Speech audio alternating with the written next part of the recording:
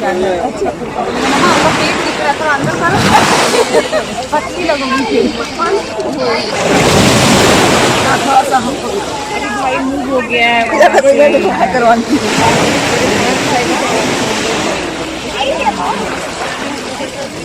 भालू भक्त संयुक्त अरब अमीरात यूएई के समुद्र किनारे से भारतीय, भारतवंशी, बिहार के निवासी व दूसरे राज्यों के निवासी दुनिया में जहाँ भी हैं वो भारतीय संस्कृति का प्रचार प्रसार ही नहीं करते हैं बल्कि भारतीय संस्कृति के आगे दुनिया को झुकने पर मजबूर कर देते हैं।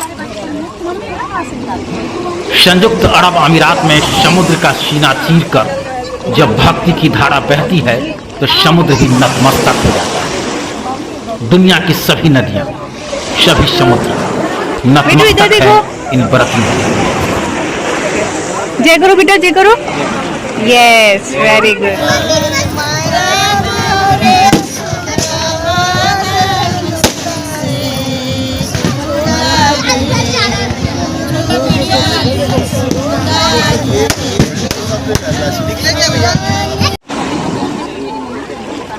कहा गया है कि भगवान बुद्ध पर जब पत्थर बरसाया गया था तो उन्होंने पत्थर बरसाने वालों को कहा था एकजुट रहो। आगे बढ़े तो दूसरे गांव में सम्मान मिला तो उन्होंने कहा फूट जाओ। शिष्य को बर्दाश्त नहीं हुआ, उन्होंने पूछ डाला गुरुवर ये आपने क्या किया? गलत को एकजुट और सम्मान देने वाले को फूट जाने का श्राप क्यों? भगवान बुद्ध मुस्कुरा कर बोले शिष्य तुम अपनी जगह सही हो लेकिन जरा गौर से सोचो, जिन्होंने पत्थर बरसाया अगर उन्हें मैं श्राप देता फूट जाने का तो दुनिया में जहां भी जाते गंदगी फैलाते। लेकिन जो अच्छे लोग हैं अगर उन्हें हम एकजुट होने का आशीर्वाद देते तो वो जहां है वही अच्छाई हो जाती। इसलिए सदैव अच्छे लोग दुनिया में फैले और बुरे लोग कहीं एक जगह रह जाए ताकि बुराई वहीं तक पहुंचे।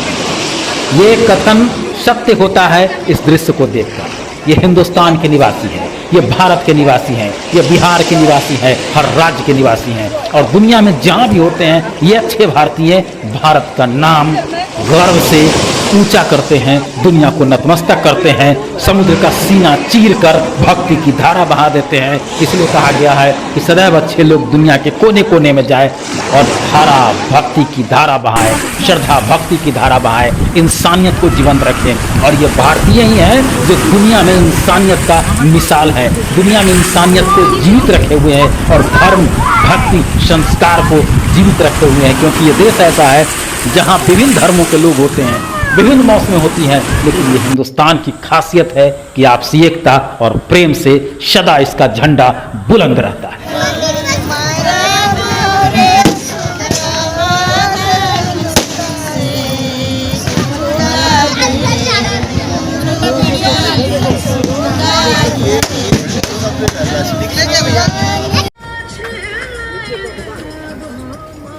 एक और देश, पड़ोसी देश भूटान, कैपिटल थिम्पू वांगचुंग नदी, जो भारतीय मूल के हैं और भारतीय हैं छठ व्रत करते हुए।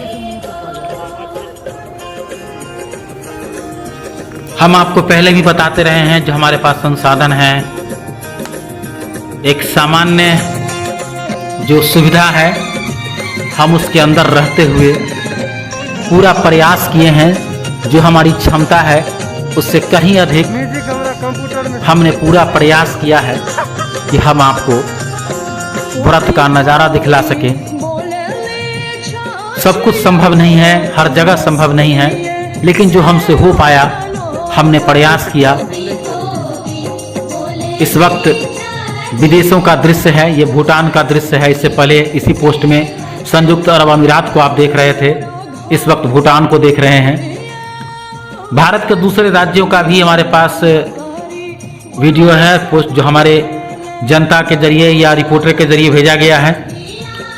हम प्रयास करेंगे वह भी दिखलाने के लिए, क्योंकि ये महान पर्व छठ है।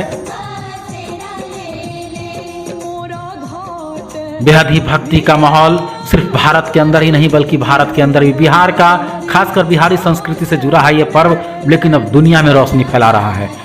कहीं समुद्र का सीना चीरकर भक्ति की धारा बहाता है तो कहीं विदेशों के नदियां को भी नतमस्तक कर देता है। यह है छठ व्रतियों की भक्ति श्रद्धा।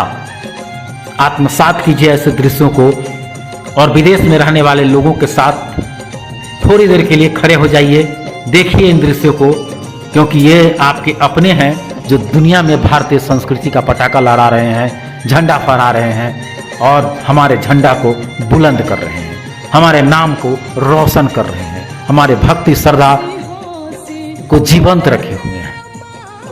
आइए हम सभी हिंदुस्तानी, हमारे देश के जितने भी लोग दुनिया में जहां भी व्रत कर रहे हैं उनके लिए प्रार्थना करें, छठी मैया से प्रार्थना करें कि उनकी जो इच्छा है, उनकी जो मांग है वो कबूल हो, इंसानियत दुनिया में बरकरार रहे, हम मानव इंसान बन जाएं। 100 मांगे मांगने से बेहतर है मैया से एक मांग मांग लीजिए कि हे मैया, हम मानवों को इंसान बना दो। आज सबसे ज्यादा जरूरी इसी बात की है, क्योंकि आज इंसानियत दुनिया में दम तोड़ रहा है। इस छठ के इस रिपोर्ट के साथ और इस कामना के साथ कि हे छठी मैया, दुनिया के समस्त मानवों को इंसान बना दो, समस्त समस्या का हल हो जाएगा, इसी रिपोर्ट के साथ मैं मुकुंद कुमार अग्रवाल।